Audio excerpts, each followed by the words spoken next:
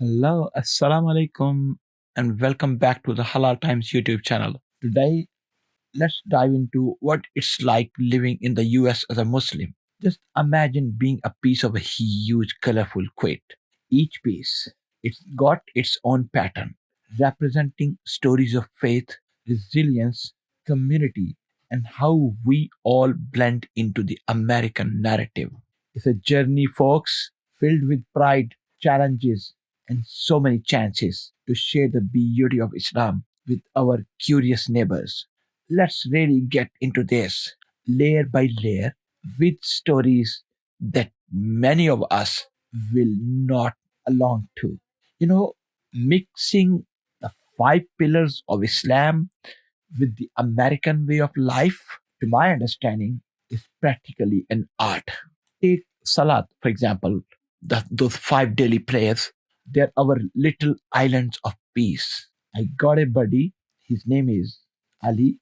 He once found this quiet spot in a busy airport to pray. And guess what? It was like a bubble of tranquility, finding faith in the least expected places. That is something special. It shows how adaptable we are, keeping our spiritual practices alive, no matter where we are, no matter what we do, no matter which capacity we are operating in, no matter who our companions at that time are.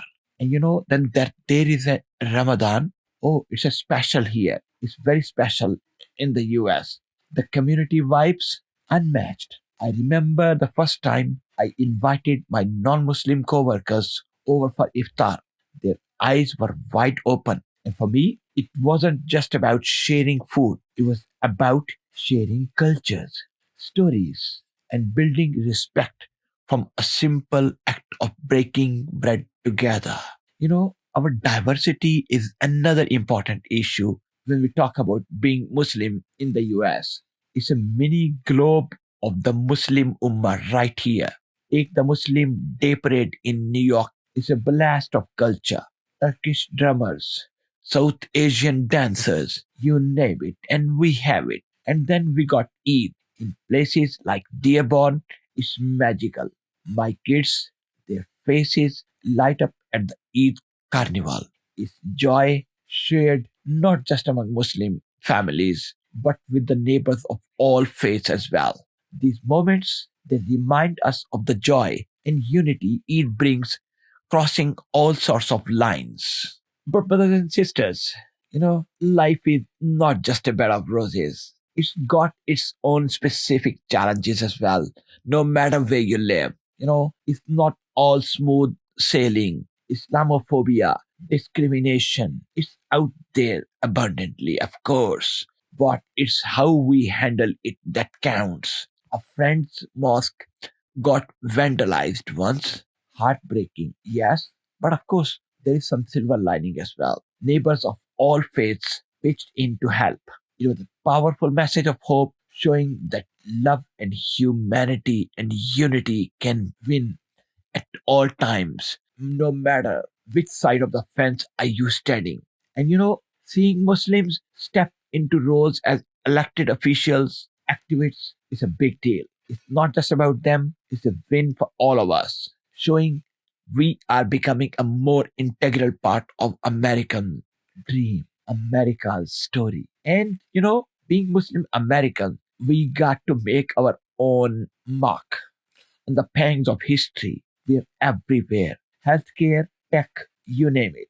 During the COVID 19 pandemic, Muslim healthcare workers were right there on the front lines. Their dedication is a testament to the role of faith in inspiring us to serve and contribute to society at large. And one other important thing which I would like to mention is that creating understanding is essential to have better living among our neighbors, which are not necessarily from our own faith.